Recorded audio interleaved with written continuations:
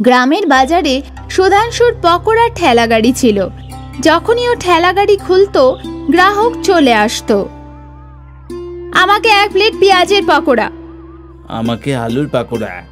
সুধাংশু খুব খুশি ছিল, কারণ ওর ব্যবসা খুব ভালো চলছিল। সকাল থেকে সন্ধে পর্যন্ত ওর গাড়িতে সব সময় গ্রাহকের ভিড় থাকতো। আরে দাদা, 2 প্লেট পেঁয়াজ পকোড়া আর 1 প্লেট আলুর পকোড়া দিয়ে দাও। এই নাও দাদা। আরে দাদা, আমি তোমার থেকে রোজ পকোড়া কিনি, কখনো তো কিছু পকোড়া একটু বেশি দাও। দাদা, আমি পরিমাণে বেশি নিজের বাড়ির লোককেও দিই না। নেওয়ার হলে নাও, আর না হলে এগিয়ে যাও। ঠিক আছে, দিয়ে দাও। সুধাংশুর পরিবারে ওর স্ত্রী সুধা ছিল। এসে গেছো তুমি? আমি তোমার জন্যই অপেক্ষা করছিলাম। জানো, আমার বান্ধবীর বর ওকে নতুন হার কিনে দিয়েছে, আর একটা তুমি যে কখনো কিছু দাও না। তাই নাকি? আগের মাসেই তো তোমার জন্য নতুন শাড়ি নিয়ে এসেছিলাম। হ্যাঁ হ্যাঁ, মনে আছে, তাও সেল থেকে। সেল হোক না হোক, কিন্তু আমি এনে তো ছিলাম। তোমার মতো কিপটে বর আমি কোনোদিনও দেখিনি। প্রত্যেক মাসে নিজের জন্য নতুন নতুন জামা কেনো, আর একটা মাস তুমি আমার জন্য নতুন শাড়ি কিনে দিয়ে এতবার বলছো। কেন কিনবো না? টাকাটা তো আমি রোজগার করি। স্বার্থপর। সুধাংশুর স্বভাবে খুব স্বার্থপর ছিল। ও খালি নিজের ভালো ভাবতো। সুধাংশুর পকোড়ার দোকান ভালো চলছিল, ওর রোজগারও ভালো হচ্ছিল। হঠাৎ একদিন সুধাংশুর দোকানের সামনে একটা অন্য ঠেলাগাড়ি খুলল। গৌরবের আলুর পাফের ঠেলাগাড়ি। নতুন ঠেলাগাড়ি দেখে গ্রাহক ওখানে চলে গেল। আরে দাদা, এটা কি? এটা শহরের বিখ্যাত আলু পাপ। দিদি, আপনি একবার খাবেন তো বারবার চাইবেন। ঠিক আছে দাদা, দিয়ে দিন। এক্ষুনি নিন। গৌরব ওই মহিলাটাকে আলু পাফ দিল। মহিলাটা আলু পাফ খেয়ে খুশি হয়ে গেল। এটা তো খেতে খুব ভালো, এখন থেকে আমি রোজ এটাই খাবো। আর কে ওই কিপ্পন পকোড়া আলার থেকে পকোড়া কিনবে? সুধাংশুর অনেক গ্রাহক পকোড়ার বদলে আলু পাফ কিনতে লাগলো। আর এক এক করে সুধাংশুর ঠেলাগাড়িতে থাকা ভিড় এখন গৌরবের ঠেলাগাড়িতে আসতে লাগলো। এটা দেখে সুধাংশু চিন্তায় পড়ে গেল। এই আলুর পাপওয়ালা নতুন, কিছুদিনের মধ্যে লোক ওকে ভুলিয়ে আবার পাকোড়া খেতে থাকবে। সুধাংশু নিজেকে সান্ত্বনা দিচ্ছিল। দিন যেতে থাকলো, কিন্তু গৌরবের আলুর পাফ সত্যি খুব ভালো ছিল। এই জন্য গ্রাহকরা এখনো ঠেলাগাড়ির সামনে দেখা যেত। এই আলু পাপওয়ালা তো আমার ব্যবসায় বন্ধ করে দিল। জানি না কোথা থেকে এসেছে। এ যদি না থাকতো তাহলে সবকিছু ভালোই যেত। সুধাংশু ভাবতে লাগলো ও কি করে গৌরবকে নিজের রাস্তা থেকে সরাবে। গৌরব খুব খুশি ছিল, এসেই ওর ব্যবসা খুব ভালো চলছিল। হে ভগবান, তোমাকে অসংখ্য ধন্যবাদ, তুমি আমার সমস্যার সমাধান করে দিলে। গৌরব খুব ভালো আর দয়ালু স্বভাবের ছিল। যখনই ও ঠেলাগাড়িতে কোনো গরিব আসতো, ও বিনামূল্যে ওকে আলু পাফ খাওয়াতো। গৌরব সব আচরণ সুধাংশুর ভালোভাবে লক্ষ্য করছিল। এ তো খুবই বোকা, একে তো খুব সহজে বোকা বানানো যাবে, কিন্তু প্রথমে আমাকে ওর সাথে বন্ধুত্ব করতে হবে। আর তারপর এই ভেবে সুধাংশু গৌরবের সাথে কথা বলা শুরু করলো। আরে দাদা, কি খবর? ভালো। আপনি বলুন। শুনলাম যে তোমার আলু পাপ খুবই সুস্বাদু, কখনো আমাকেও খাওয়াও। আরে এক্ষুনি নিন। গৌরব সুধাংশুকে আলু পাফ দিল। সুধাংশু সেটা খেলো। আরে বাহ, এটা তো খুবই সুস্বাদু, একদম নতুন জিনিস। কি মজা এসে গেল। আপনার ভালো লেগেছে? এটাই অনেক। এই আইটেম তো তোমার বড় দোকান খুলে বানানো উচিত। সেটা তো আমি চাই, কিন্তু দোকান খোলার জন্য টাকা তো নেই। আমিও দোকান খুলতে চলেছি। যদি তুমি কিছু না মনে করো তাহলে একসাথে দোকান করি, যাতে দুটো কাউন্টার থাকবে। তুমি আলু পাপ বিক্রি করবে আর আমি নিজের পাকোড়া, মানে পার্টনারশিপ। হ্যাঁ, সেই রকমই। আমি তো বড় বাজারে একটা দোকানও দেখে রেখেছি। বাহ, তাতে তো ভালোই হবে, বড় বাজারে ভালো বিক্রিও হবে। হ্যাঁ, সে তো নিশ্চয়ই। আমি কবে থেকে একজনকে খুঁজছি যে অর্ধেক টাকা দেবে আর আমার পার্টনার হয়ে যাবে। বড় বাজার দোকানের খরচা কত? সেই রকম না, মাত্র 6 লক্ষ। আমার কাছে 3 লক্ষ আছে, আর 3 লক্ষের দরকার। ঠিক আছে, আমি দেব, আপনাকে কাল বলবো। ঠিক আছে দাদা। সুধাংশু গৌরবকে নিজের জালে ফাঁসালো। গৌরব বাড়ি গেল আর ওখানে এইসব ওর স্ত্রী লতাকে বলল। এই তো খুব ভালো খবর। আমার কাছে 1.5 লক্ষ আছে। বাড়ির 1.5 লক্ষ কোথায় পাবো? তুমি ওই নিয়ে চিন্তা করো না। আমার এই গয়না কবে কাজে আসবে? তুমি ওইগুলোকে বন্ধক দিয়ে দাও, আর তোমার কাছে যখন টাকা আসবে তখন ছাড়িয়ে নিও। ঠিক আছে, এটাই ঠিক হবে। গৌরব লতার সব গয়না বন্ধক দিয়ে দিল, আর ব্যাংক থেকে নিজের জমানো টাকাও তুলে নিল। দাদা, টাকা জোগাড় হয়ে গেছে। আরে বাহ, তাহলে চলো কাল আমরা দুজনে মিলে একটা দোকান কিনবো। ঠিক আছে দাদা। গৌরব আর সুধাংশু মিলে মালিককে টাকা দিল, আর তারপর মালিক সুধাংশুকে দোকানে চাবি দিয়ে দিল। সব শেষে আমাদের স্বপ্ন পূরণ হয়ে গেল। হ্যাঁ, এবার একটা কাজ করো, তুমি নিজের ঠেলা গাড়িতে যাও। আমি এখানে মেরামত আর 2টো কাউন্টার বসানোর কাজটা দেখে দিচ্ছি। এর মধ্যে তুমি কিছু টাকা তো রোজগার করতে পারবে। ঠিক আছে দাদা। গৌরব নিজের ঠেলা গাড়িতে পৌঁছালো আর আলু পাফ বিক্রি করতে লাগলো। কিছুদিন চলে যাওয়ার পর সুধাংশুর পাকোড়ার ঠেলা গাড়ি বন্ধ ছিল। 1 সপ্তাহ পর যখন গৌরব দোকান দেখতে গেল, তখন ও দেখলো যে সুধাংশু প্রথম থেকে ওখানে পকোড়া বিক্রি করছিল, আর দোকানে শুধু একটাই কাউন্টার আছে। আরে দাদা, কাউন্টার তো খুব ভালো হয়েছে, কিন্তু আমার কাউন্টার কোথায়? কোন কাউন্টার? কোথাকার কাউন্টার? এটা তো আমার দোকান, এখানে শুধু একটাই কাউন্টার থাকবে। এটা তো পুরো বিশ্বাসঘাতকতা। এই দোকানের অর্ধেক টাকা তো আমি দিয়েছি। তাই তোমার কাছে কোনো প্রমাণ আছে? আর যদি থাকে তাহলে আমার বিরুদ্ধে রিপোর্ট করো। গৌরব বুঝতে পারছিল না যে ও কি করবে। ওর সব জমানো টাকা শেষ হয়ে গেছিল। গৌরব কাঁদতে কাঁদতে জঙ্গলের দিকে চলে গেল। হে ভগবান, তুমি এটা কি করলে? আমি কি ভেবেছিলাম আর কি হলো? এর থেকে তো মরে যাওয়াই ভালো। গৌরবের কান্না শুনে বৃক্ষদেবী ওর সামনে এলো। গৌরব, তোমার চিন্তা করার কোনো দরকার নেই। তুমি খুব ভালো মানুষ। তুমি অনেক লোকের সাহায্য করেছো, আর সেই ভালো গুণ আজ তোমার কাজে আসবে। সেটা কিভাবে? এই গাছের কুঠুরিতে হাত দাও, যেটাই তুমি পাবে সেটাই তোমার। ঠিক আছে। গৌরব গাছের কুঠুরিতে হাত দিল তো ও হাতে সোনার মোহর পেল। গৌরব মুঠো ভর্তি মোহর বার করে নিল। ধন্যবাদ আপনাকে, অনেক অনেক ধন্যবাদ। এই সোনা দিয়ে আমার জীবন বদলে যাবে। মনে থাকে যাতে ভালো কাজ করা ভুলো না। আমি সব সময় লোকেদের ভালো করতে থাকবো। গৌরব তার গয়না ছাড়িয়ে নিল, নতুন বাড়ি কিনে নিল, আর একটা দোকানও কিনে নিল। শেষে ও যেটাই চেয়েছিল সবকিছুই ও পেল। অন্যদিকে সুধাংশুর খারাপ ব্যবহারের জন্য ওর ব্যবসা ডুবে গেল। ওকে দোকান বিক্রি করতে হলো, আর ও আবার রাস্তায় চলে এলো। এই জন্য বলে, কর্ম ভালো তো সব ভালো, আর কর্ম খারাপ তো সব খারাপ। কুটুম্বপুর গ্রামে রামলাল নামের একজন ব্যক্তি থাকত, যে গ্রামে ঠেলা লাগিয়ে ফুচকা বিক্রি করত। রামলালের ফুচকা অনেক দূর দূরের গ্রামের লোকেরা খেতে আসতো। রামলাল একজন দয়ালু স্বভাবের লোক ছিল। গরিবদেরকে সে এমনিতেই ফুচকা খাইয়ে দিত। একদিন রত্নাপুর গ্রামের প্রধান রামলালের ফুচকার প্রশংসা শুনে নিজের 2জন সাথী ভীমা আর কালিয়ার সাথে ওখানে আসে। তোমার ফুচকার চর্চা দূর দূরান্তে পর্যন্ত ছড়িয়ে গেছে, বুঝেছো? তাই আমি আর নিজেকে থামাতে পারলাম না এখানে আসতে। এরা 2জন আমার বন্ধু, ভীমা আর কালিয়া।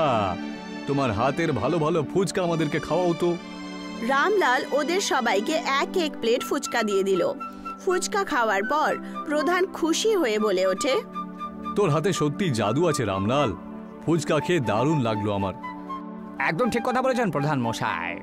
অনেক গ্রামে আমি ফুচকা খেয়েছি, কিন্তু এমন ফুচকার স্বাদ কোনোদিনও পাইনি। হ্যাঁ রামলাল, তুমি তো আমাদের গ্রামেও ফুচকা বিক্রি করতে পারো। কালিয়া একদম ঠিক কথা বলছে রামলাল। আমাদের গ্রাম তোমাদের গ্রামের থেকে অনেক বেশি বড়, আর ওখানে তো সফল ব্যবসাদাররাও রয়েছে। তোমার ফুচকা ওখানে খুব বিক্রি হবে।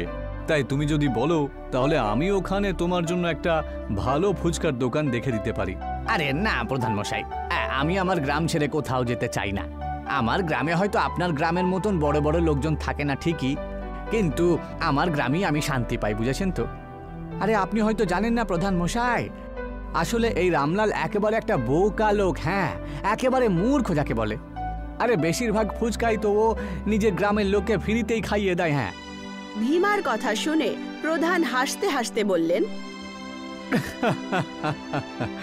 সেটা তো ওর জামা প্যান্ট আর এই ঠেলা গাড়ির অবস্থা দেখেই বোঝা যাচ্ছে।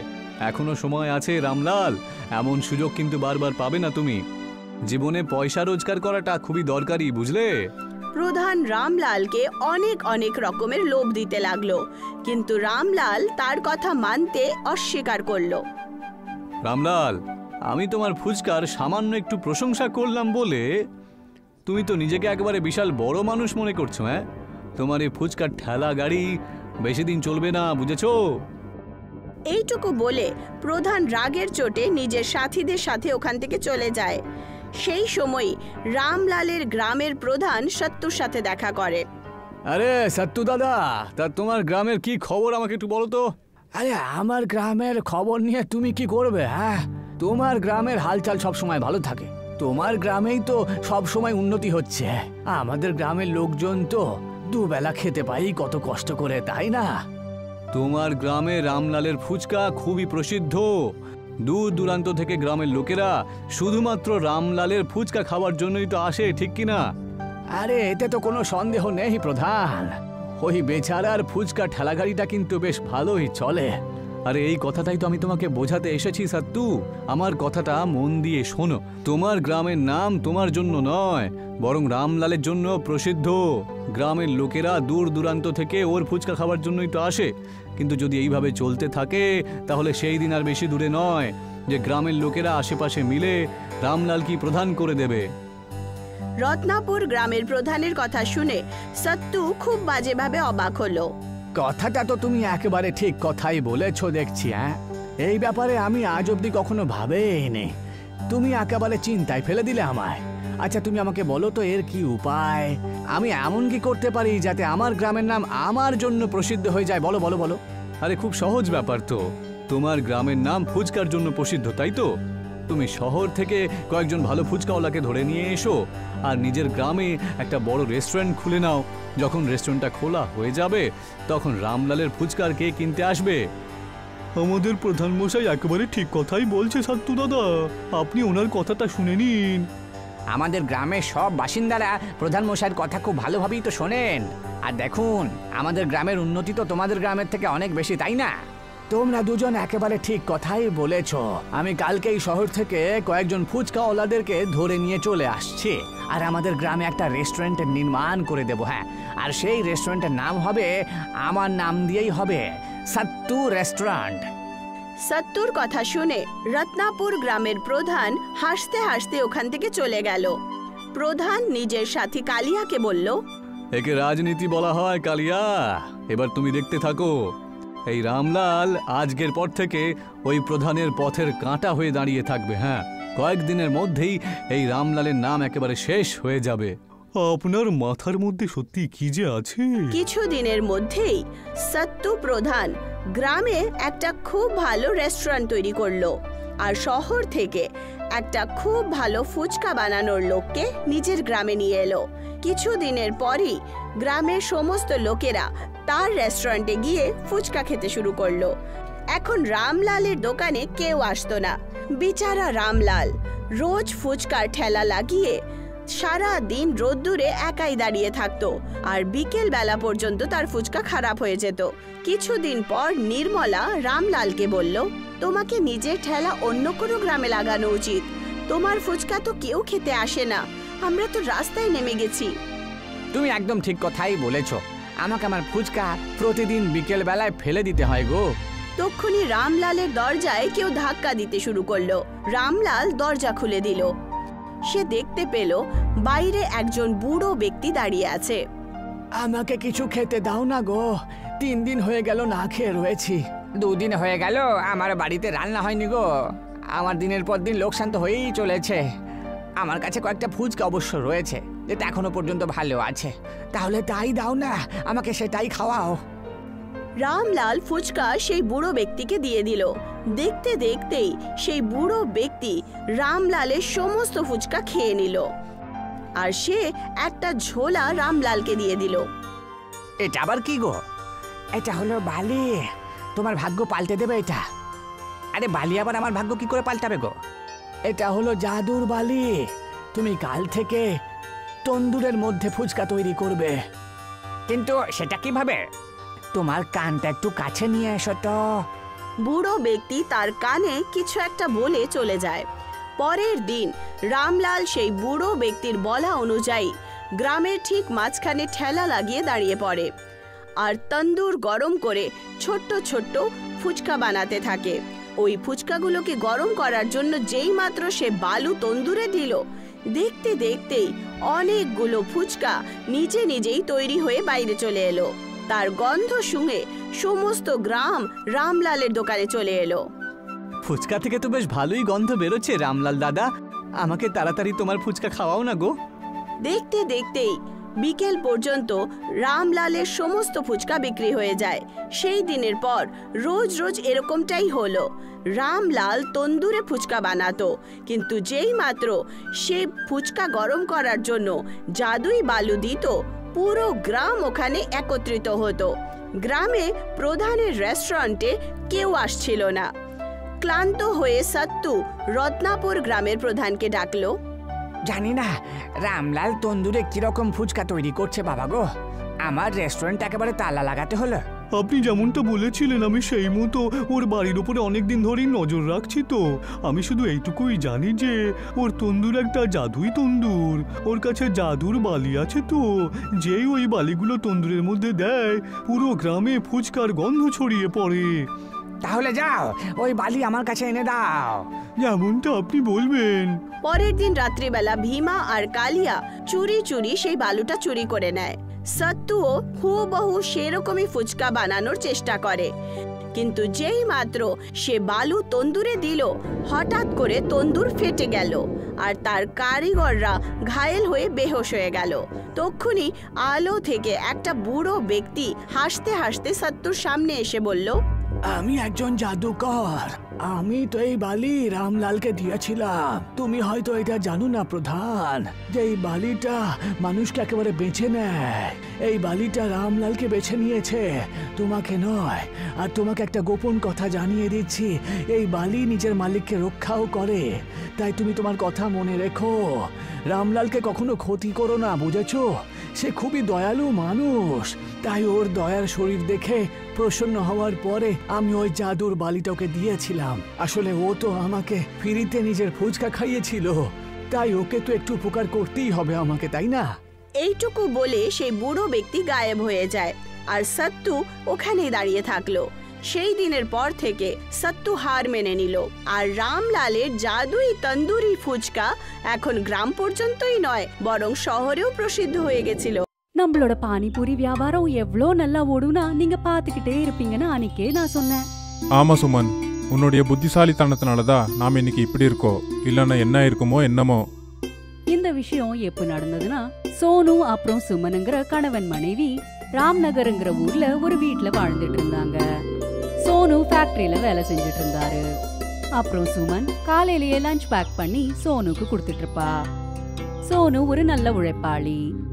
டேய், நீ ஏன்டா இவ்வளோ உழைக்கிற? நீ என்ன இந்த கம்பெனியை உன் கம்பெனின்னு நினைக்கிறியா? அண்ணி உனக்கு சமைச்சு செஞ்சு கொடுத்து அனுப்பியிருக்காங்க, அந்த சாப்பாடை அப்படியே வச்சிருக்க. போய் முதல்ல சாப்பிடு, எனக்கு ரொம்ப பசிக்குது. சொல்லு, இன்னைக்கு என்ன எடுத்துட்டு வந்திருக்க? எனக்கு பசிக்கிறத விட உனக்கு தான் முதல்ல பசிக்குது போல. அட இப்போதானே இருடா வர. டேய், லஞ்ச் டைம் வந்துட்டா முதல்ல சாப்பிட்டுறணும். எனக்கு ரொம்ப பசிக்குதுடா, எனக்கு அண்ணியோட சமையலை சாப்பிட்டு தான் ஆகணும். சரி சரிடா, கொடுக்குற. கை காலை கழுவிட்டு வர. சோனு அப்புறம் ஆகாஷ் கையை கழுவிக்கிட்டு லஞ்ச் சாப்பிட ஆரம்பிச்சிட்டாங்க. அப்புறம் 2 பேரும் அவங்களோட சாப்பாட்டை ஷேர் பண்ணிட்டு இருப்பாங்க. அப்புறம் 2 பேரும் வேலை செய்ய ஆரம்பிச்சிடுவாங்க. சாயந்தரம் வேலை முடிஞ்சதுமே ஆகாஷ் கிட்ட சோனு இப்படி சொன்னா. அடே சோனு, இன்னைக்கு உனக்கு நாள் எப்படி இருந்துச்சு? ஒன்றும் இல்லடா, எப்பயும் போலதா. அப்படி ஸ்பெஷல் ஒன்றும் இல்லை. அட, என்ன ஸ்பெஷல்னு நான் இப்போ சொல்லட்டா? என்னாச்சு? நீ ஏன் இவ்வளோ டென்ஷனாக இருக்க?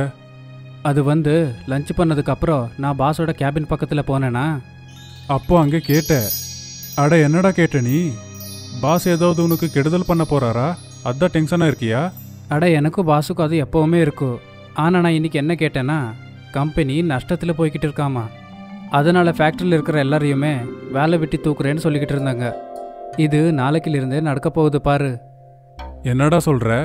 அப்படி பண்ணாங்கன்னு நாம் என்ன பண்ணுறது? அப்படியெல்லாம் நடக்கக்கூடாது. இந்த வேலை இல்லைன்னா சாப்பாட்டுக்கெல்லாம் என்ன பண்ணுறது? நமக்கு இந்த வேலை விட்டால் வேற வேலை தெரியாது. இதை விட்டு நாம் என்ன பண்ண போகிறோன்னு தெரியல. ஆமாண்டா, நான் அதை நினச்சி தான் கவலைப்படுறேன். ஆனால் என்ன பண்ணுறது? ஆகாஷ் அப்புறம் சோனு இப்படி கவலைப்பட்டுக்கிட்டே போயிட்டு இருந்தாங்க. சோனு ஆகாஷ் கிட்ட கொஞ்ச நேரம் தன்னோட வீட்ல இருக்க சொல்லி கேட்டான்.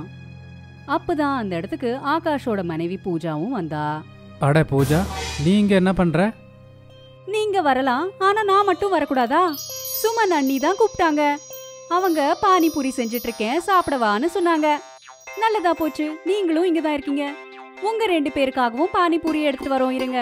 பூஜாவும் சுமனும் ஆகாஷ் அப்புறம் சோனுக்காக பானிபூரிய எடுத்துட்டு வந்தாங்க. சுமன் சூப்பரா பானிபூரிய செய்வா. சுமன் செய்யற பானிபூரினா ஆகாஷ் அப்புறம் சோனுக்கு ரொம்பவே பிடிக்கும். அதனால சோனு அடிக்கடி சுமன் கிட்ட பானிபூரி செய்ய சொல்லி கேட்டுக்கிட்டே இருப்பான். அண்ணி, நீங்கள் சமைக்கிற சாப்பாடு நல்லா இருக்கும். அதுவும் இந்த பானிபூரி இன்னும் ரொம்ப நல்லா இருக்கு. இந்த பானிபூரியில் ஏதோ மந்திரம் இருக்கு. எவ்வளோ சாப்பிட்டாலும் சாப்பிடு சாப்பிடுன்னு சொல்லுது. அட ஆமாம், அவன் சொல்கிறது உண்மைதான்.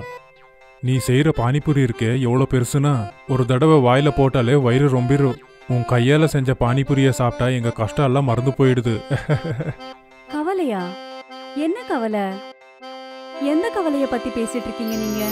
எல்லாம் நல்லபடியா தானே இருக்கு. அடே சோனு, ஏன் அண்ணியை கஷ்டப்படுத்துற? அமைதியா இரு. இல்ல, எனக்கும் தெரியணும். அப்படி என்ன உங்க 2 பேரோட கவலை?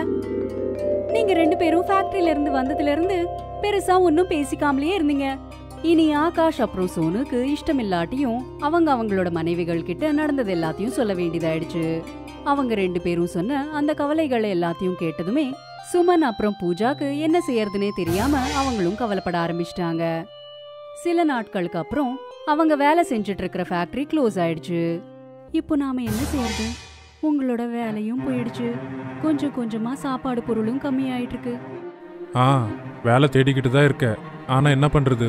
வேலை எதுவும் கிடைக்க மாட்டேங்குது. உங்களுக்கு வேலை எதுவும் கிடைக்கலனா நம்மளோட வீடு எப்படி ஓடும்? சுமன், ரொம்ப பசிக்குது. சாப்பிட ஏதாவது கூட. சாப்பிட்றதுக்கு எதுவுமே இல்ல. 4 பானிபூரி மட்டும்தான் இருக்கு. அப்புறம் கொஞ்சோண்டு பானி இருக்கு. சரி, அதையே போயிட்டு எடுத்துட்டு வா. 2 நான் சாப்பிட்ற, 2 நீ சாப்பிடு. நாளைக்கு பற்றி நாளைக்கு யோசிக்கலாம். சோனு அப்புறம் சுமன் 2 பேருமே சேர்ந்து பானிபூரிய சாப்பிட்டுக்கிட்டே அடுத்த நாள் பத்தி யோசிச்சுக்கிட்டு இருந்தாங்க. அப்ப சுமன் திடீர்னு ஏந்திரிச்சா. என்னாச்சு? நீ பானிபூரி சாப்பிடும்போது ஏன் நின்ன? உங்களுக்கு சரியா படுமா தெரியல, ஆனா எனக்கு ஒரு ஐடியா வந்திருக்கு. என்ன விஷயம்? உங்க எல்லாருக்குமே நான் செய்யற பானிபூரினா ரொம்பவே பிடிக்கும் தானே? நான் என்ன சொல்ல வரேனா, நானே பானிபூரிய செஞ்சு மார்க்கெட்ல விற்கலாம்ல. நீ சொல்ற ஐடியா நல்லதா இருக்கு. நீ செய்யற பானிபூரி நல்லா இருக்கும், அதனால கண்டிப்பா விற்கும். ஆனா அதுக்கு பணத்துக்கு என்ன பண்றது? நீங்க ஏன் கவலைப்படுறீங்க? நீங்க தான் எனக்காக தங்கத்தோடுகளை வாங்கினீங்கல்ல, அது இன்னைக்கு நம்மளுக்கு உதவும். இல்ல இல்ல, உன்னுடைய நகையெல்லாம் விற்க முடியாது. நகைகள் இப்படிப்பட்ட நேரங்கள்ல தான் உதவும். நமக்கு சாப்பிடறதுக்கே சாப்பாடு இல்லாத போது இந்த தங்க நகையை வச்சுக்கிட்டு என்ன பண்றது? சுமன் அப்புறம் சோனு தோடுகளை வித்து பானிபூரிக்கு தேவையான பொருட்களை வாங்கினாங்க. அப்புறம் சுமன் தன்னோட கையாலேயே பானிபூரிக்கு தேவையானதெல்லாம் தயார் செஞ்சா. அப்புறம் சோனுவும் சுமனும் மார்க்கெட்டுக்கு அவங்களோட பானிபூரிய விற்கிறதுக்காக போனாங்க. பானிபூரி பானிபூரி இனிப்பு புளிப்பு கார பானிபூரி, பானிபூரி பானிபூரி இனிப்பு புளிப்பு கார பானிபூரி. வந்து சாப்பிட்டு பாருங்கண்ணா. ஒரு வாட்டி சாப்பிட்டா மறுபடியும் வருவீங்க. வாங்கண்ணா வாங்க. மார்க்கெட்ல பானிபூரி வியாபாரத்தை செய்யறவங்க நிறைய பேர் இருக்கிறதுனால யாருமே அவங்க கிட்ட பானிபூரிய சாப்பிட வரல. இந்த ஒரு காரணத்தால 3 நாட்களா அவங்களோட பானிபூரி வித்தே போகல. அட, இந்த மார்க்கெட்ல நிறைய பானிபூரி கடை இருக்கு, அதனால நம்ம பானிபூரி விற்க மாட்டேங்குது. இனிமேலையும் இப்படி நடந்துச்சுன்னா இந்த வியாபாரம் நம்ம கையை விட்டு போயிடுமா? நான் எவ்வளோ பாசமா பானிபூரிய செஞ்சேன், ஆனா யாருமே சாப்பிடவே வரமாட்டேங்கிறாங்க. இது எனக்கு சரியாவே படல. இப்போ வீட்டு செலவுகள் எல்லாம் எப்படி பாத்துக்கிறதுங்க? சோனு அப்புறம் சுமன் ரொம்பவே சோகமா அங்க உட்காந்துக்கிட்டு இருந்தாங்க. அப்பதான் அவங்களோட பார்வை அவங்க எதிரில் இருக்கிற ஒரு கடையோட போர்டு மேல பட்டது. என்னங்க, கொஞ்சம் இந்த போர்டுல என்ன எழுதிருக்குன்னு பாருங்களேன். என்ன எழுதிருக்கு? கடைக்காரரோட ஸ்கீம் எழுதிருக்கு. நாமளும் ஏன் ஒரு ஸ்கீம் போட்டு ஒரு போர்டு வைக்க கூடாது? அதால நம்மளோட பானிபூரி வியாபாரமும் நல்லா ஓடலாம் இல்ல? கஸ்டமர்ஸ்க்கு நம்மளோட பானிபூரியோட ருசியே தெரியாத வர அவங்க எப்படி நம்ம கிட்ட வருவாங்க? கொஞ்சம் யோசிச்சு பாருங்க. எனக்கு ஒன்னும் புரியல. சுமன் சோனு கிட்ட தன்னோட மனசுல இருக்கிறது எல்லாத்தையும் சொன்னான். அப்புறம் சோனு ஒரு இடத்துல இருந்து இன்னும் கொஞ்சம் பொருட்களை எடுத்துட்டு வந்து சுமனுக்கு கொடுத்தான். அந்த பொருட்களை வச்சு சுமன் ஒரு பெரிய பாகுபலி பானிபூரிய செஞ்சா. அட, உண்மையிலேயே பாகுபலி மாதிரி தான் நீ பானிபூரி செஞ்சிருக்க. இந்த பானிபூரியை பார்த்தா கண்டிப்பா ஜனங்க எங்க கடைக்கு ஓடி வந்துருவாங்க. நான் இந்த பாகுபலி பானிபூரிக்கு ஒரு சேலஞ்சும் வச்சிருக்கேன். அதாவது யார் இந்த பாகுபலி பானிபூரிய சாப்பிடுவாங்களோ அவங்களுக்கு பரிசா 100 ரூபாய் கிடைக்கும். சோனு சத்தமா கத்தி கத்தி மார்க்கெட்ல இருக்கிறவங்களுக்கு இந்த ஸ்கீம் பத்தி சொன்னான். இத கேட்டு அவங்களோட பாகுபலி பானிபூரி கான்டெஸ்ட் பாக்கிறதுக்கு ஒரு பெரிய கூட்டமே கூடிடுச்சு. கேளுங்கப்பா கேளுங்க, யார் இந்த பாகுபலி பானிபூரியை சாப்பிட்றாங்களோ அவங்களுக்கு 100 ரூபாய் பரிசா கொடுப்பேன். இந்த பந்தயத்தில் யாராவது கலந்துக்கணும்னு விருப்பப்பட்டீங்கன்னா அவங்க இந்த பக்கம் வாங்க. யார் இந்த பாகுபலி பானிபூரியை சாப்பிட்றீங்களோ அவங்க நிஜமாவே பாகுபலியா மாறிடுவீங்க. சோனு இப்படி சொன்னதுமே இன்னும் பெரிய கூட்டம் கூடிடுச்சு. அப்புறம் 2 கண்டெஸ்டன்ட்ஸ் அந்த பானிபூரிய சாப்பிட்றதுக்காக போட்டியில கலந்துக்கிட்டாங்க. ஆனா அவங்க தோத்து போயிட்டாங்க. அந்த கான்டெஸ்டன்ஸை பார்த்து அவங்களோட பாகுபலி பானிபூரிய சாப்பிட்றதுக்காக இன்னும் நிறைய பேர் முன் வந்தாங்க. அட அண்ணன், நீங்க விற்கிற இந்த பாகுபலி பானிபூரி ரொம்பவே சுவையா இருக்கு. நான் இந்த பந்தயத்தில் ஜெயிக்க ஒன்றும் இல்லை, ஆனா இந்த பானிபூரியோட சுவை எனக்கு ரொம்பவே பிடிச்சிருக்கு. அட, இவ்வளோ நாள் அந்த சாதாரணமான பானிபூரி சாப்பிட்டு சாப்பிட்டு போர் அடிச்சிருச்சு. ஆனால் உங்கள் கடைக்கு வந்து இந்த பாகுபலி பானிபூரியை பார்த்தாலே போதும், வாயில எச்சில் உருதுப்பா. அட அண்ணன், முதல்ல சாப்பிட்டு பாருங்க. இந்த மார்க்கெட்லேயே சுவையான பானிபூரி இதுதான். ஒரு தடவை சாப்பிட்டீங்கன்னா அப்புறம் மறுபடியும் வந்து சாப்பிடுவீங்க. அட என்னண்ணே, உண்மையிலேயே இந்த பாகுபலி பானிபூரி நல்லா இருக்குமா? அட, என் மேலே நம்பிக்கை இல்லைன்னா முதல்ல நீங்கள் வாங்கி சாப்பிட்டு பாருங்க. ஒருவேளை ஜெயிச்சிங்கன்னா உங்களுக்கு 100 ரூபாய் வேற கிடைக்கும் இல்ல? அந்த கூட்டத்துல எல்லாருமே பாகுபலி பானிபூரிய பத்தி தான் பேசிட்டு இருந்தாங்க. அப்புறம் மார்க்கெட்ல இருக்கிற எல்லா கஸ்டமர்ஸும் சுமனோட அந்த பாகுபலி பானிபூரிய சாப்பிட்றதுக்கு வந்தாங்க. இப்போ அவங்களோட கடை பேரு பாகுபலி பானிபூரி கடைன்னு பிரபலமாயிடுச்சு. அதே மார்க்கெட்ல நத்து பெஹல்வான்னு சொல்லிட்டு ஒரு பெரிய பலசாலி இருந்தான். அவன் எல்லாரோட பானிபூரியும் ஃப்ரீயா சாப்பிட்டுட்டு இருப்பான். அவன் சுமனோட கடையிலயும் பானிபூரிய சாப்பிட்றதுக்கு வந்தான். அட, இங்க பாரு, புதுசா கடை வச்சிருக்க இல்லையா?